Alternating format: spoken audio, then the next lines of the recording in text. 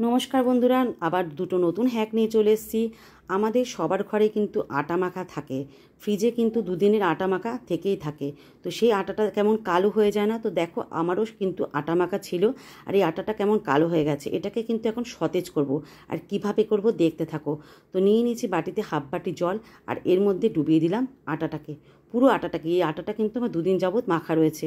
আটাটা যেমন কেমন কালো হয়ে গেছে না দেখতে, সবারই কিন্তু এরকম ফ্রিজে থাকলে আটা কালো হয়ে যায়। তো সেটাই আবার নতুনের মতো কীভাবে হয়ে যাবে সেটাই আজকে দেখানোর চেষ্টা করছি, চলো দেখতে থাকো। তো দেখো, 10 থেকে 15 মিনিট আমাকে কিন্তু ভালো করে ভিজিয়ে রাখতে হবে। আমি কিন্তু বুঝতে পারছি কালার কিন্তু চেঞ্জ হচ্ছে বন্ধুরা, তোমরা কি ধরতে পারছো?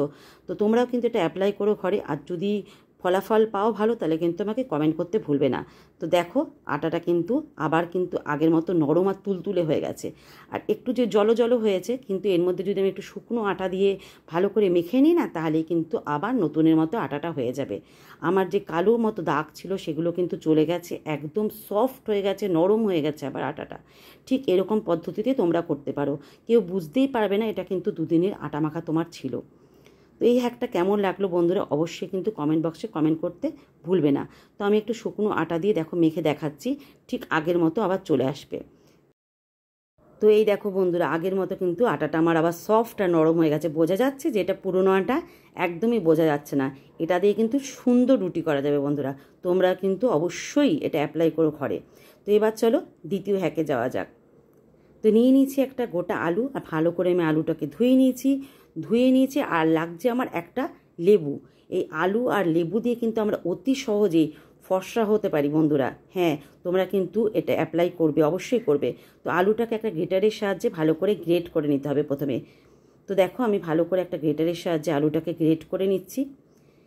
এই আলুর রস দিয়ে আমরা কিন্তু মেন দরকার হচ্ছে আলুর রস, আলু ছিবড়াটাও কিন্তু বাদ যাবে না, আলু ছিবড়াটাও কিন্তু আমাদের কাজে আসবে।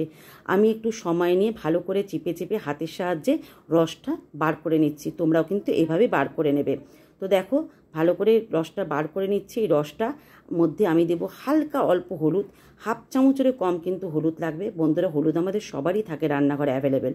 তো আর লাগবে হাফ লেবুর 4 থেকে 5 ফোঁটা রস। তোমরা যদি লেবুর রস, অনেকে স্কিনে শ্যুট হয় না, তারা কিন্তু অ্যালোভেরা জেল দিতে পারো বন্ধুরা। তো দেখো, এটা কিন্তু তৈরি হয়ে গেছে।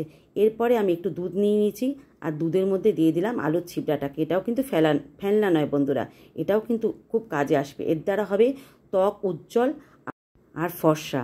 তো এটা আমি রেখে দিচ্ছি 5 থেকে 10 মিনিটের জন্য ফ্রিজে, একটু ঠান্ডা হওয়ার জন্য। ঠান্ডা করে তারপর কিন্তু আমরা অ্যাপ্লাই করব।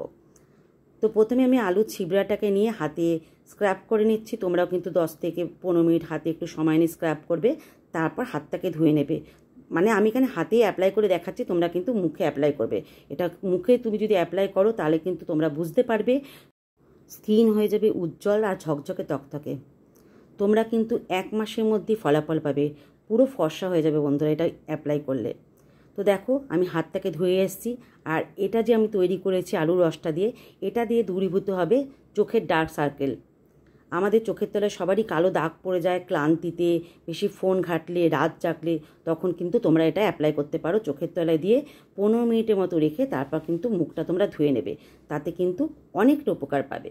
তো দেখো, আমি হাতে ইউজ করেছিলাম, তো হাতটা দেখো কত সুন্দর লাগছে, আমার ঝকঝকে তকতকে হয়ে গেছে। এটা যদি ভালো লাগে হ্যাকটা, তাহলে কিন্তু অবশ্যই আমার পেজটাকে ফলো করে রেখে দিও। আর যারা ইউটিউব থেকে দেখছো, তারা কিন্তু সাবস্ক্রাইব করতে ভুলো না।